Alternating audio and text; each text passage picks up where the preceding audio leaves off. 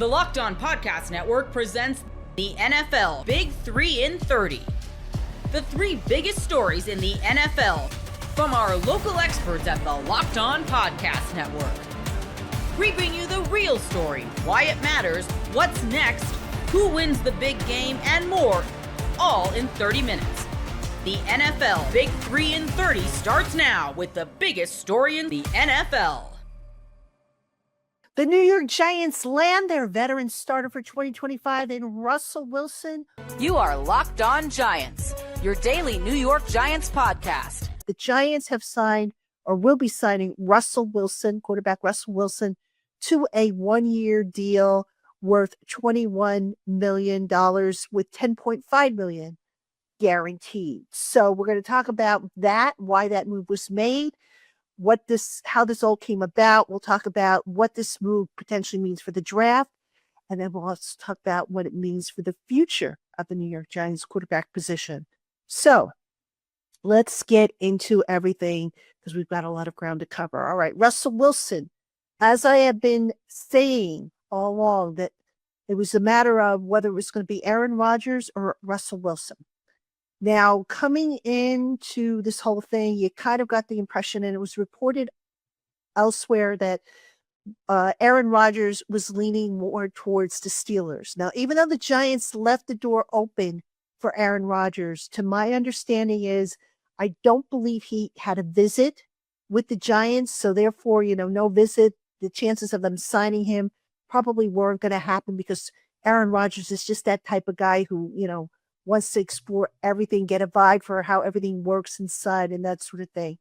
So Russell Wilson always, in my mind at least, was the favorite to sign with the Giants if they could work out the money. And the money, of course, was the big holdup, as it always is. So Russell Wilson, after weighing his options, 1 year, $21.5 million. That's how much the deal can max out at.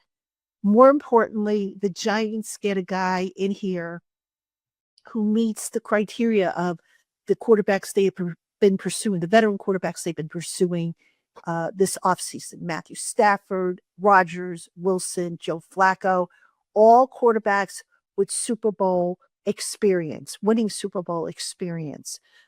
Winston, of course, the exception, but Winston, once he signed for that 2-year deal worth up to $8 million, actually, it's worth up to 16 if he hits all the incentives, but it's for $8 million base. You knew that was backup money. You knew that another quarterback was coming. And look, I know a lot of you were thinking, oh, it's going to be a Shedeur Sanders if he falls to the Giants at 3. Folks, the Giants are under pressure to win now. All right, jobs need to be saved. Joe Shane, Brian Dable, they are on the hot seat. They've got a rough schedule of opponents coming up. There was virtually no way they were going to put a rookie quarterback out there. It just wasn't going to happen. It didn't make sense. The Giants, like I said, they need to win some games. They need to show John Mara, Steve Tisch progress at the end of this coming season. If they don't, they're out. It's as simple as that. So we'll talk a little bit more about the draft in the next segment, but what Russell Wilson, it's interesting. I know there had been a report, I believe by the New York Post, where the feeling was that Jameis Winston would be a better mentor than Russell Wilson because Russell Wilson tends to, or at least it's been reported that he keeps more to himself than Jameis Winston, who's a little bit more outgoing. Well, now the Giants have the best of both worlds. They have a guy who can come in, win them some games, hopefully. Winston can also come in and win games if they need him to, but they don't have to start a rookie if they plan to get one. All right. They can roll with Wilson, and if he's hurt, they roll with Winston and they are protected. That was the plan. Like I've been saying, last year, they were going to roll with the veteran quarterbacks. If they had been able to draft a quarterback, let the kids sit. That is the plan this year, assuming that they get a young quarterback. So just looking at the personalities, and we haven't met, Jameis Winston yet.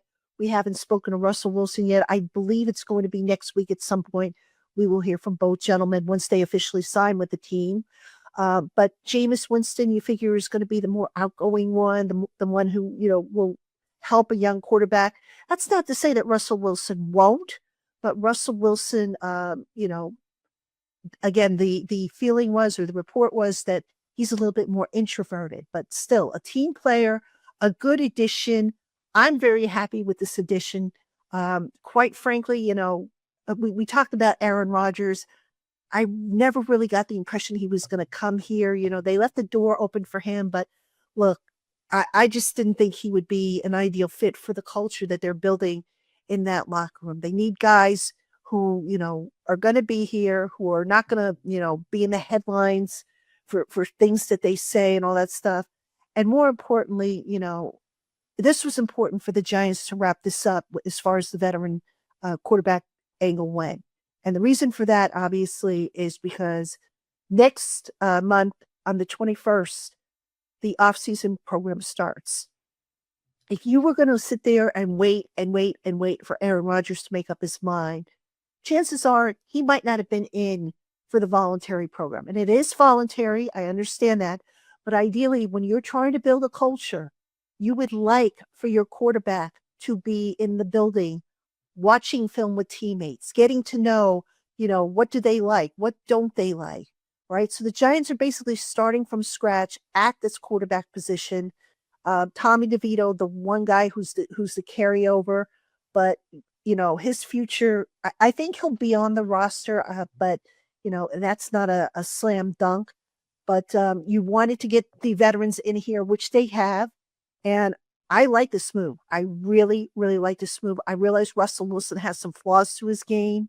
There are some concerns with, little things about how the Steelers deployed him last year as primarily a short passer, as far as, the depth of his target. But I think Russell Wilson will do well in this Giants offense. Let's talk about what the signing of Russell Wilson means for the Giants and their draft. Folks, there's a reason why in my mock draft, I went for Abdul Carter. All right. I have not gotten the impression since the combine. I always tell you, let's get to the combine and we'll see what news comes out of it, what information comes. The vibe I was getting from the combine coverage was that the Giants were not really, what's the word I want? That they were lukewarm about the quarterback class this year. All right. So I got the impression that going quarterback at 3 was not necessarily the direction the Giants were going to go. But that said, they had to do their due diligence. They had to go to the pro days. They had the top 30 visits. They did all the scouting work. They have to do due diligence. All right. For them to say, we're not going to, go for a quarterback. Well, you don't know unless you do your due diligence. So coming out of the combine, initially I thought, okay, at 3, if he's on the board, Travis Hunter, which would make sense. Now, the signing of Paulson Adebo probably means that the Giants might not go Travis Hunter. I don't know if I would necessarily agree with that, but the reason why I have been picking Abdul Carter in my mock drafts, and I've done it now for the New York Giants on SI Publisher mock draft. I've done it here on the show. And spoiler alert, I did it also on the Locked On NFL mock draft that's coming up, I think, in a week or two. The reason why I picked Abdul Carter, the Giants have been putting more of an emphasis on building up the fronts, the pit guys, the trenches. Abdul Carter, if his medicals check out, because again, you have to check and see what the story is with that foot ailment that popped up at the medical checks during the combine. But if Abdul Carter is over that and he's good to go, I think he's the pick. All right. I'm not changing my mind on that as of right now. Now, if I get more information to where it warrants changing my mind, I will certainly, admit to that. But right now, I think he's the pick. Could Travis Hunter be the pick at 3? He could. I mean, you can get great value. You can play him obviously at corner or, wide receiver or both. I believe the Giants view him more as a cornerback. And again, now that they've signed Paulson Adebo, what do you do? Do you bench Deontay Banks?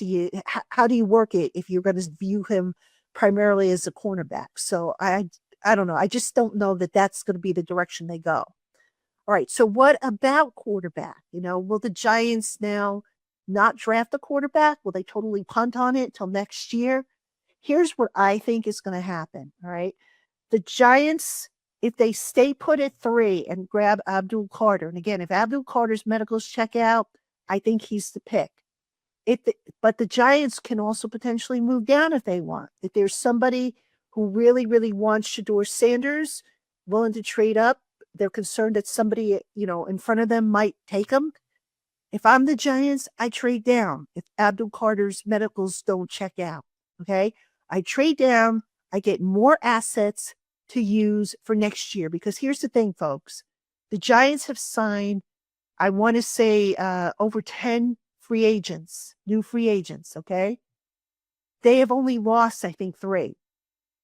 They are not getting comp picks next year as of right now.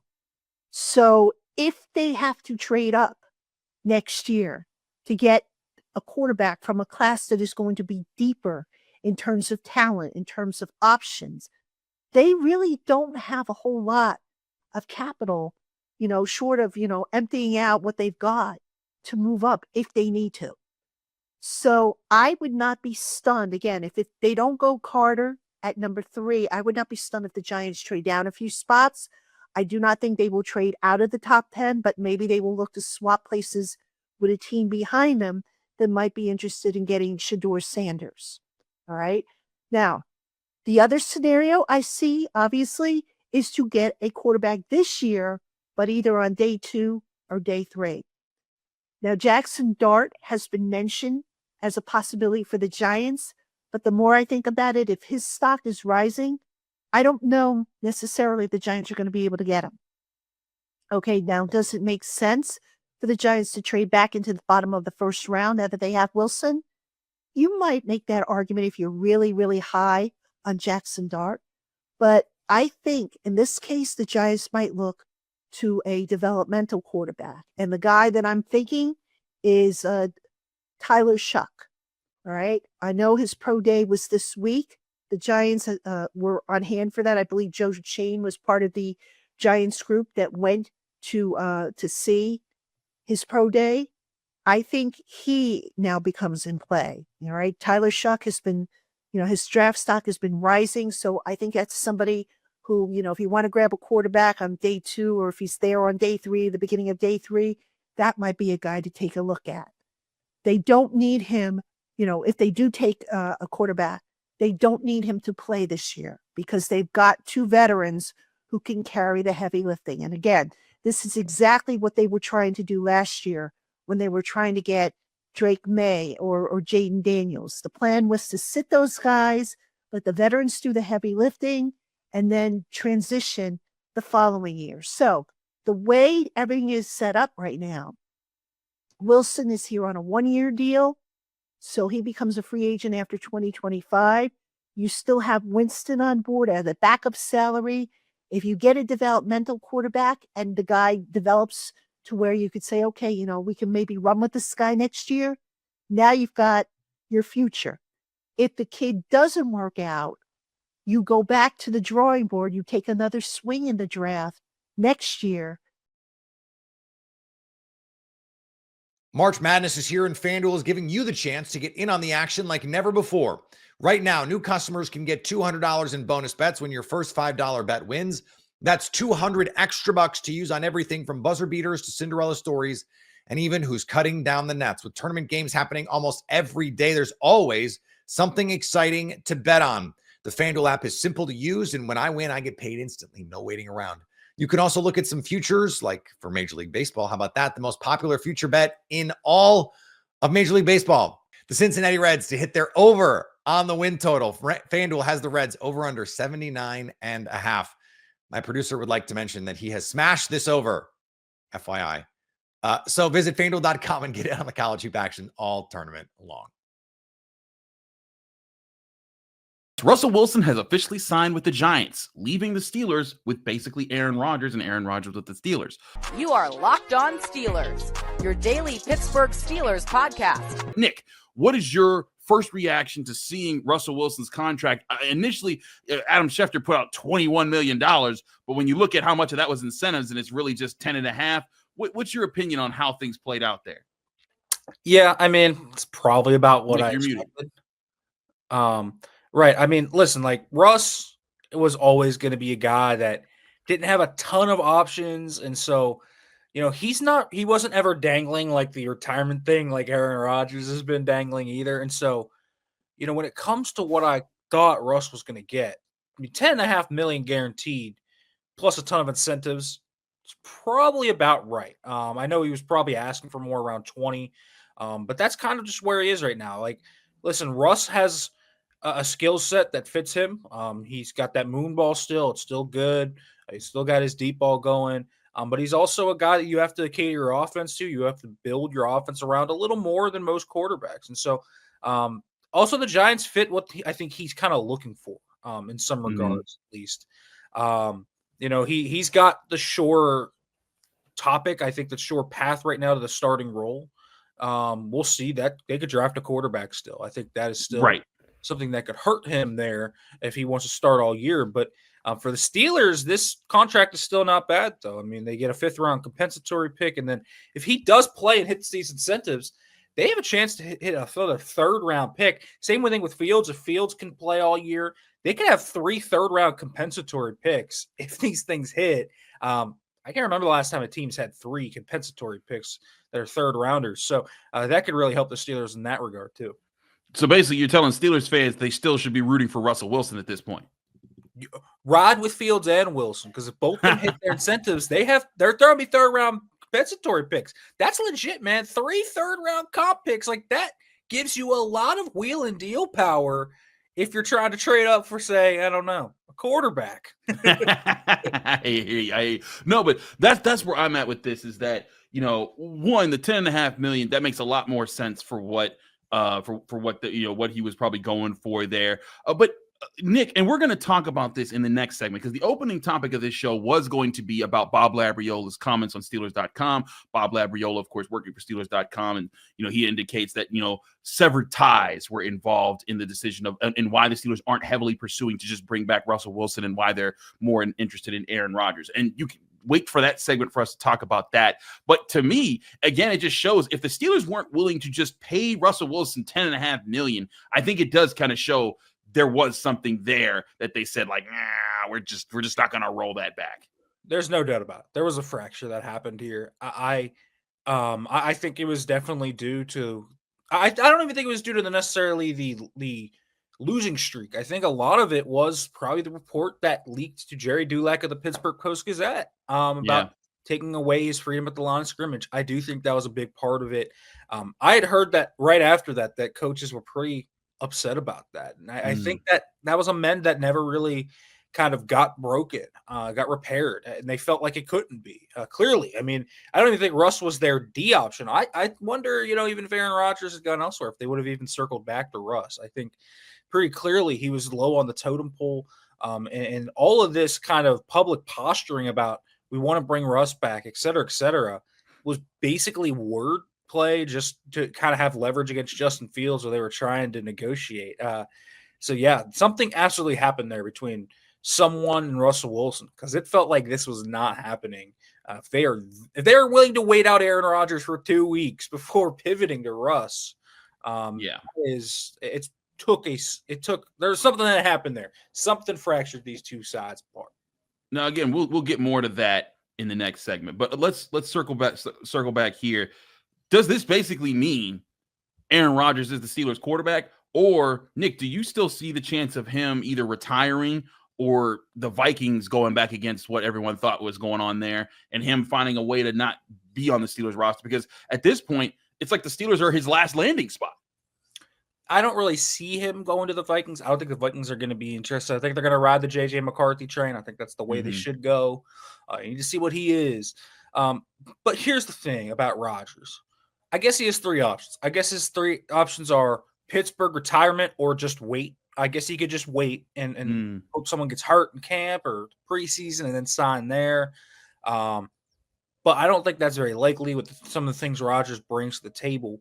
And so Yeah, I think this feels just about right that he's probably going to be Pittsburgh Steelers. I think we felt that way for a while now, Chris, especially after he visited Pittsburgh. I think, listen, I don't think coming down to the facility for a visit is the type of thing a guy that wants to retire does. Right. That's not generally what happens. So if he's in on this, if he's fully ready to go, and I'm sure the Steelers brought that up in the discussions. All right, like, are you fully in? Are you ready to go? And as long as they got that assurance, I imagine this is probably going to get done. I don't know when. It could happen this week, it could happen tomorrow, it could happen 2 days before the draft. But I imagine that this will get done. It feels like Aaron Rodgers to the Steelers is pretty much an inevitability at some point. Yeah, it's just the only thing that can stop it is him just being like, you know what, I don't want to do that, and I do think that if he wants one more hurrah, it's there. But still, the question will be, who knows when he does it? Nick? Several people have brought this up to me. The potential of this falling along the announcement coming with Pat McAfee's show's official Pittsburgh, episode in the tour that they're doing. What are the chances? Because I've heard a lot of people pose this theory. Oh, he's waiting until Pat McAfee comes to PPG Paints Arena so that he could do the announcement there. And I believe that happens on the 9th of April. Yeah. What is your opinion on that being when this happens? I mean, it would fit the MO. It would make sense. I also thought, the deadline, the soft deadline I've kind of thrown out there is April 21st. April 21st is the start of the Steelers' is like voluntary workouts where they can come in to work out. I think that is a good deadline to look at too. So, I mean, listen, April 9th, if he's McAfee's surprise guest and announces, I'm signing with the Pittsburgh Steelers, would anyone be stunned? No.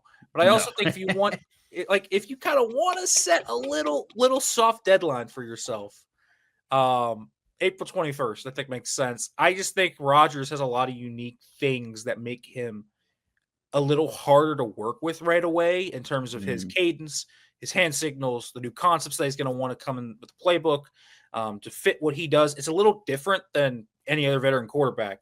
And you saw that the first year he was in the New York with the Jets, he was at like every OTA's practice. They actually canceled their mandatory minicamp because he was there like all the time through the voluntary phases, the OTAs. I know he wasn't around as much last year, and people are like, he's not going to show up. The history of what he's kind of done when he's gone to new places or the overhaul of a structure around him, he's shown up to these events. He's a very detail-oriented player in that regard. So that's why I throw the 21st out as kind of that soft, arbitrary deadline. Because also last time when he got traded to the Jets, it took until the week of the draft for that to happen. So I think that's probably around the deadline where I would expect this to happen. But nobody's going to be shocked if he at PPG Paints Arena, Pat McAfee goes, bring him on out, and they get him there, and then he just announces it. No one's going to be surprised, Yeah, several people have asked me this, and I feel like, it's kind of like, I'm like, yeah, I could see it happening. I feel like it would be lame, but whatever. Like, if whatever rocks your boat, you want to just make the announcement, do it for your friend who's been bringing you on his show. Like, I get that'd be cool for him. So either way, this Russell Wilson signing does make it seem like Aaron Rodgers is the Steelers quarterback for 2025. The only thing that can stop it is if he doesn't want to be. And, but again, I think also it shows the Steelers, their willingness to just wait it out and just be like, we're not offering you any more money. You take this offer, or you figure, or you retire, you do what you want to do, but we have a plan and we will be good with it no matter what happens here. I think that shows where the Steelers have been there. March Madness is here, and FanDuel is giving you the chance to get in on the action like never before. Right now, new customers can get $200 in bonus bets when your first $5 bet wins. That's 200 extra bucks to use on everything from buzzer beaters to Cinderella stories, and even who's cutting down the nets. With tournament games happening almost every day, there's always something exciting to bet on. The FanDuel app is simple to use, and when I win, I get paid instantly. No waiting around. You can also look at some futures, like for Major League Baseball. How about that? The most popular future bet in all of Major League Baseball. The Cincinnati Reds to hit their over on the win total. FanDuel has the Reds over under 79.5. My producer would like to mention that he has smashed this over, FYI. So visit FanDuel.com and get in on the college hoop action all tournament long. Puka Nacua retiring early? You are Locked On Rams, your daily Los Angeles Rams podcast. Puka Nacua had some very interesting comments. He was on the Join the Lobby podcast, and he was talking about his career and the potential of retiring early, calling a career earlier than most NFL players that are as good and of the caliber of Puka Nacua. Puka said, I know I want to retire at the age of 30. I'm 23 right now. I'm going into year 3. It wouldn't even be 10 years. It maybe be 7 or 8. I think of Aaron Donald to go out at the top. I think it would be super cool, but also I want to have a big family. I want to have at least a starting 5. I came from a big family, so I need 5 boys for sure, but also like I want to be able to be part of their lives and be as active as I can with them. The injuries are something you can't control. That's part of the game, so you never know. Hopefully the rest of the career can go healthy, but you have shoulder surgery, you have knee surgery, you have ankle. By the time my kids could be 18, I could be barely walking if you play the game and sustain all the injuries and stuff like that, but I want to retire early. So those are very interesting comments, and I know Rams fans might be a little up in arms about them. I mean, it's like, okay, like, can you focus on your career? Why are you talking about the ending of your career? But look, I mean, if you talk to these NFL players, man, if you talk to these college players, they'll tell you that they still feel bumps and bruises from years ago. I mean, it's such a physical game. They put their bodies really on the line, and it's the surgeries. It's the wear and tear. And like he said, he wants to have a big family. He wants to be able to play with his kids. So every player has their own decisions to make, their own choices to make, how they want their careers to pan out. But I think if you're a Rams fan, you should feel good about this. You know why? Because that is going to further incentivize him into making the most of his career while he's playing. He said he wants to go out on top like Aaron Donald. So that means maybe bookend Super Bowls, right? While he's playing this season, you win a Super Bowl. You win one later, and then we're talking about a Rams franchise that has 4 Super Bowls to their name. So I don't think this means he doesn't love the game of football. I don't think this means he's trying to just, okay, let's get paid and let's go right off in the sunset and have a family. No, it's not saying that at all. And who knows? I mean, a lot of players can say stuff like this. Kyrie Irving famously said he wanted to retire at the age of 30. He's still playing into his 30s, right? I mean, there are examples of guys that have had success past 30. Who's a guy that's had success past 30 at that position? Who's the guy that comes to mind? That's right. It's his own new teammate, Davante Adams. I mean, Davante Adams, he just had a 1,063-yard season in 14 games.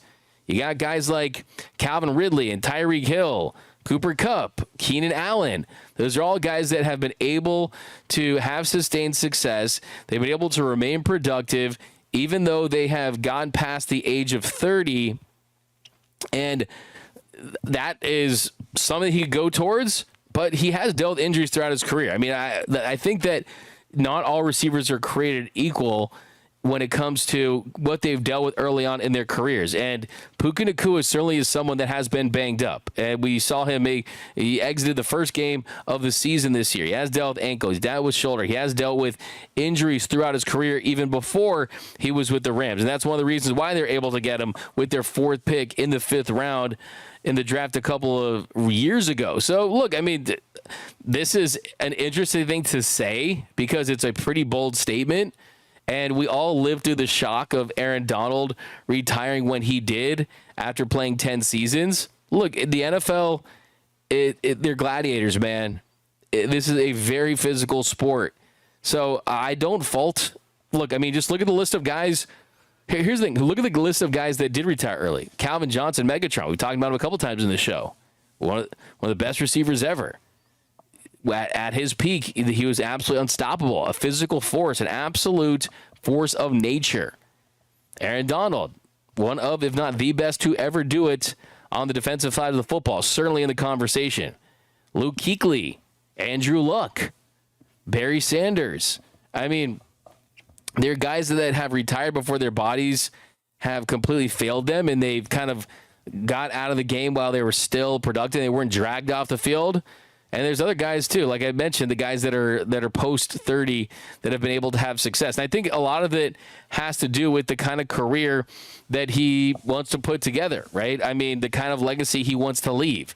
If you're someone that just can't get away from the game, I mean, Jerry Rice played for the Seahawks, right? He played for so many teams towards the end. He just could not quit the game of football because he loved it so much. There's guys like that. And there's guys that want to get out of there. I mean, look at Jerry Rice.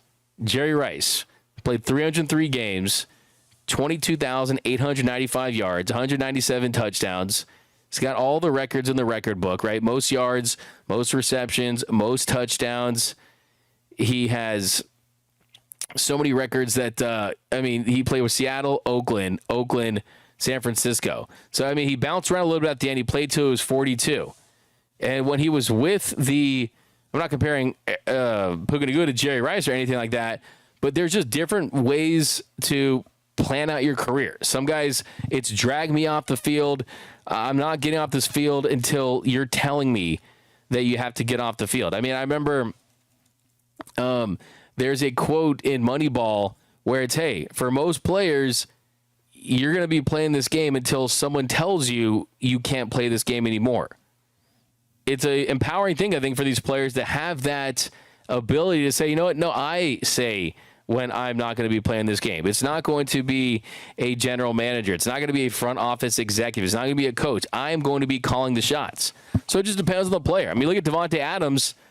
I mean, for his career, 11,844 yards, 103 touchdowns, 957 receptions total. I mean, he's had 5 straight seasons over 1,000 yards receiving before the 2024 season, and he even put that up there. So, I mean, he's someone that has had 100 yards, 100 receiving, 100 receptions a year for the last 4 seasons from 2020 to 2023. These stretches of consistency for Adams in his late 20s and early 30s.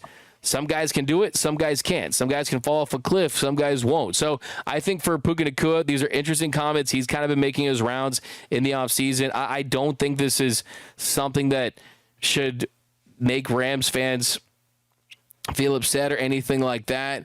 So, I mean, for me, I think that it's just a testament to the kind of player that you're hopefully going to get for the remainder of his career. And I think that's the thing you need to focus on. I mean, what will Puka Nacua even look like when he's close to 30? And I think that's really the ultimate tell, right? I think get the most out of Puka now, have him have his career success, and then if he wants to retire, let him retire. But let's do it with 1 or 2 Super Bowls on his resume, a couple Super Bowl rings before he hangs them up.